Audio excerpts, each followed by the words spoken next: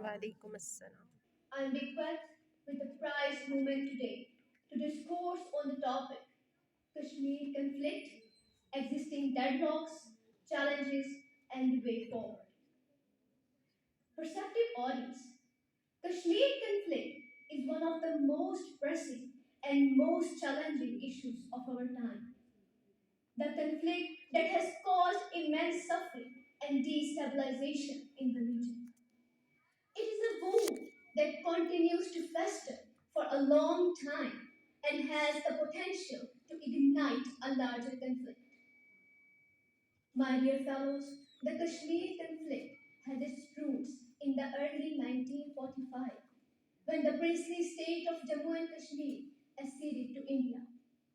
Since then, the people of Kashmir have been denied their basic rights, the right to express their views and opinions, the right of self determination, and the right to live in peace and security.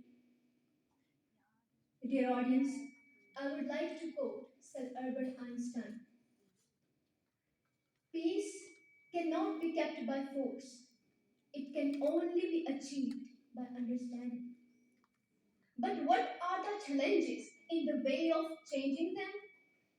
Dear audience, one of the biggest challenges is the deep-rooted mistrust between Pakistan and India. Both nations have accused each other of supporting terrorist activities in the region, which makes it difficult to engage in constructive dialogue and to find a common ground.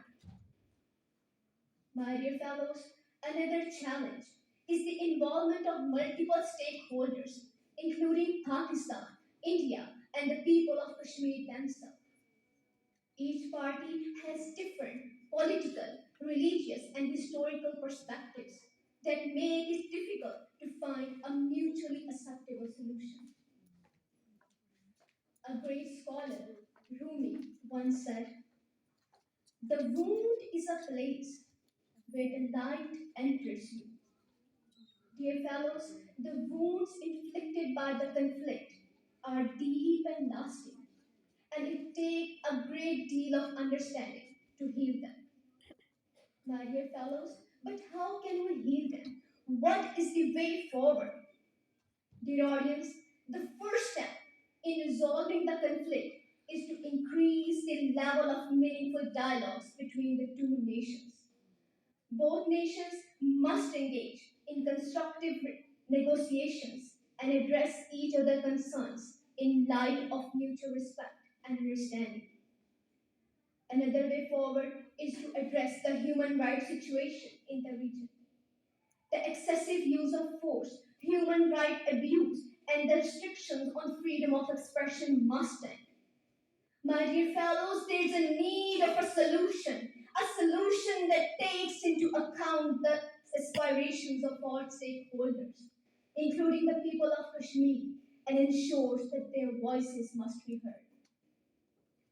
Ladies and gentlemen, as the great philosopher Confucius once said, it doesn't matter how slowly you go as long as you do not stop. Dear fellow, the journey towards finding a Kashmir conflict will be a slow and difficult one, but it is important that we do not lose hope.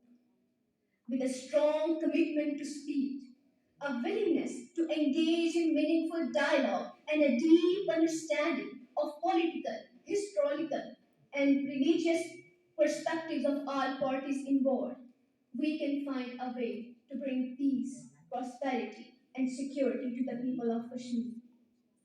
My dear fellows, let us work together to build a future for Kashmir that is characterized by peace, prosperity, and respect for the people of Kashmir. Thanks for hearing me with patience.